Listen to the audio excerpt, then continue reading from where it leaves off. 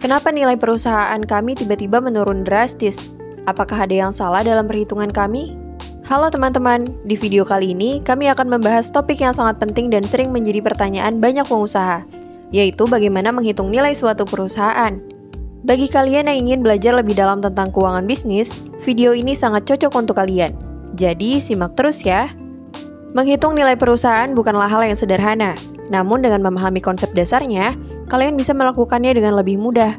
Nilai perusahaan sangat penting karena dapat mempengaruhi keputusan bisnis, investasi, dan bahkan strategi keluar. Kami akan menjelaskan beberapa metode utama yang sering digunakan untuk menghitung nilai perusahaan dan memberikan contoh perhitungannya. Metode pertama, market capitalization. Metode pertama yang akan kita bahas adalah market capitalization atau kapitalisasi pasar. Metode ini sangat sederhana dan sering digunakan untuk perusahaan publik. Cara menghitungnya adalah dengan mengalihkan harga saham perusahaan dengan jumlah saham yang beredar. Contoh, misalnya, perusahaan kami memiliki 1 juta saham yang beredar dan harga sahamnya saat ini adalah 10.000.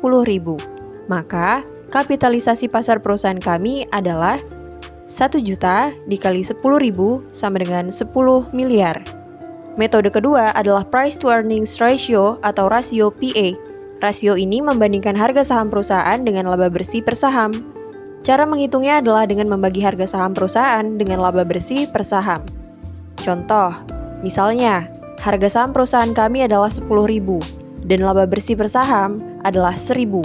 Maka, rasio PA adalah 10.000 dibagi 1.000 sama dengan 10.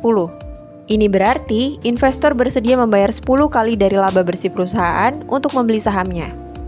Metode ketiga, discounted cash flow atau DCF. Metode ketiga dan yang paling komprehensif adalah discounted cash flow atau arus kas terdiskonto.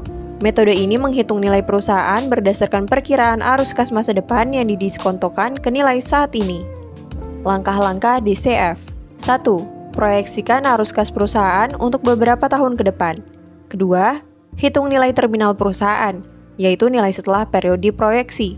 Yang ketiga, diskontokan arus kas dan nilai terminal ke nilai saat ini menggunakan tingkat diskonto yang sesuai. Contoh, misalnya, proyeksi arus kas perusahaan kami selama 5 tahun ke depan adalah 2 miliar per tahun.